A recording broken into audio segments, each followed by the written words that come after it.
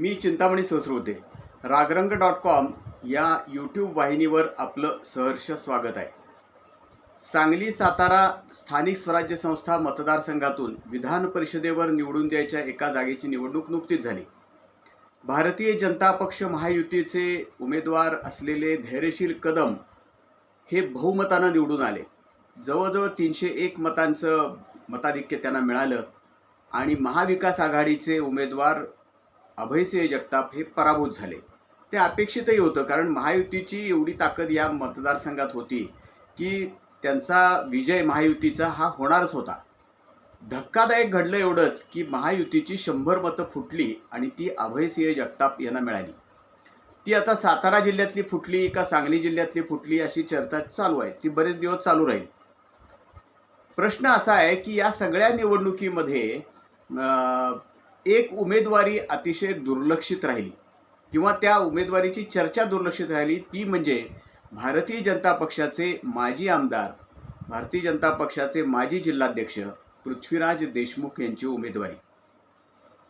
वास्तविक जर पद्धतशीरपणे राजकारण झालं असतं गेल्या 5-10 वर्षामध्ये, तर पृथ्वीराज देशमुख हेच यावेळच्या या निवडणुकीतले उमेदवार ठरले असते भारतीय जनता पक्षाचे महायुतीचे, आणि कदाचित त्यांना ती निवडणूक खूपच सोपी गेली असती.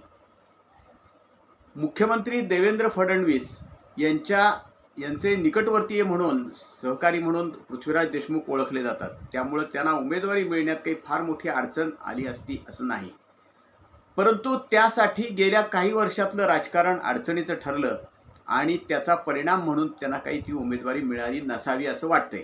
अर्थात आता असं म्हणतात की पृथ्वीराज बाबा देशमुख हे आता पुढच्या लोकसभेच्या निवडणुकीची तयारी करतायत. म्हणजे 2029 मध्ये होणाऱ्या निवडणुकीची ते तयारी करतायत. अर्थात राजकारणामध्ये कसं असतं की ज्या वेळेला गहू तेव्हा पोळ्या असं एक वाक्प्रचार आहे, तसं असतं राजकारणामध्ये. कारण मधल्या काळामध्ये सोनेरा खोऱ्यातून बरंच पाणी वाहून जाईल आणि त्यानंतर काय होईल आज आपल्याला सांगता येत नाही. या सगळ्या निवडणुकीमध्ये आपल्याला माहीत आहे की पृथ्वीराज देशमुख यांची उमेदवारी अतिशय प्रबळ ठरली असती. त्यांच्या उमेदवारीची चर्चा होती, त्यांचं नाव पण पुढं आलेलं होतं. त्याचबरोबर माजी खासदार संजय काका पाटील यांचंही नाव पुढं आलं होतं. परंतु देशमुखांना काही उमेदवारी मिळाली नाही.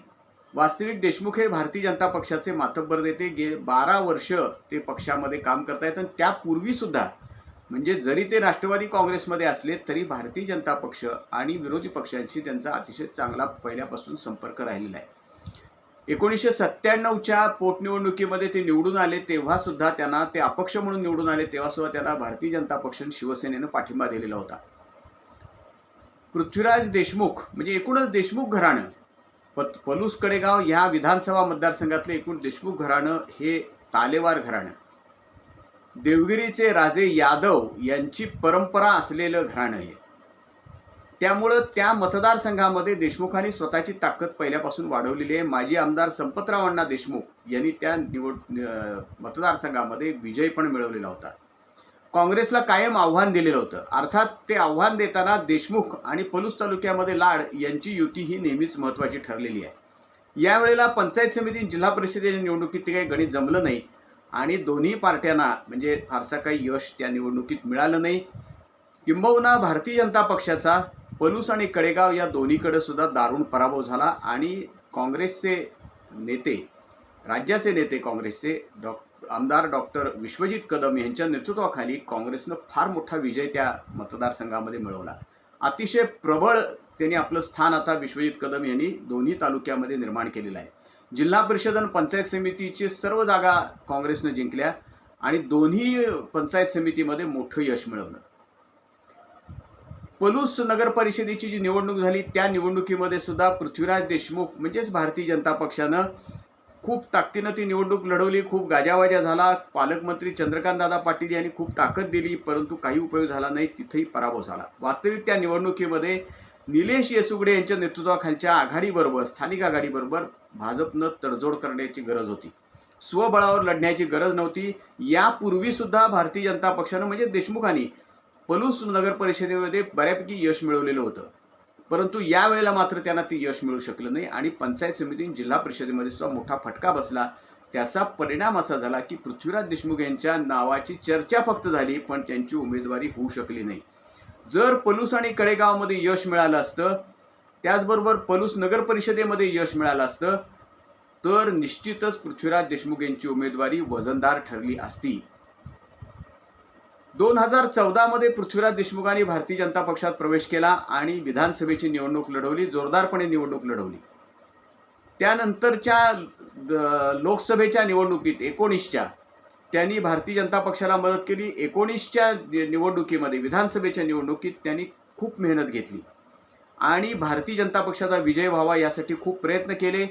अगदी सांगलीसारख्या ठिकाणी सुद्धा पृथ्वीराज देशमुख यांनी भारतीय जनता पक्षाला मदत व्हावी यासाठी पुढाकार घेतलेला होता. परंतु 2024च्या लोकसभेच्या निवडणुकीत त्यांनी संजय काका पाटील यांच्या उमेदवारीला विरोध केला. भारतीय जनता पक्षाकडे स्वतःच उमेदवारी मागितली. त्यात गैरही काही नव्हतं, पक्षाकडे उमेदवारी मागणे यात. परंतु तिथून जे राजकारण चुकत गेलं ते चुकतच गेलं. संजय काका पाटील यांचा पराभव झाला, भारतीय जनता पक्षाचा या मतदारसंघात पराभव झाला.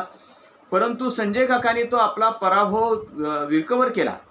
त्यांनी तासगाव नगरपालिकेची निवडणूक जिंकली, जिल्हा परिषद पंचायत समितीमध्ये बऱ्यापैकी यश मिळवलं. तासगाव पंचायत समितीची निवडणूक त्यांनी जिंकली, तासगाव पंचायत समितीमध्ये सत्ता मिळवली. देशमुखांना मात्र तसं यश मिळू शकलं नाही. उलट पदवीधर मतदारसंघात पराभव, त्यानंतर विधानसभेच्या निवडणुकीत पराभव, पलूस नगर परिषदेच्या निवडणुकीत पराभव, पलूस कडेगावच्या जिल्हा परिषद निवडणुकीत पराभव, पंचायत समितीत पराभव, असा सतत पराभवाचा सामना देशमुखांना करावा लागला आणि त्याचा परिणाम म्हणजे विधान परिषदेच्या निवडणुकीत त्यांची उमेदवारी गेली.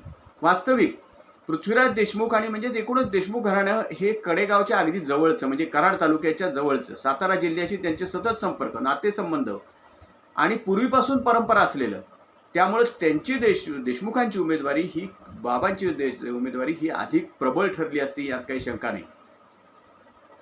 पण ते काही होऊ शकलं नाही आणि त्याचा परिणाम असा झाला की त्यांची उमेदवारी बाजूला पडली. आता ते लोकसभेची निवडणूक लढवणार असं म्हणतायत. पाहूया नेमकं काय होतंय ते.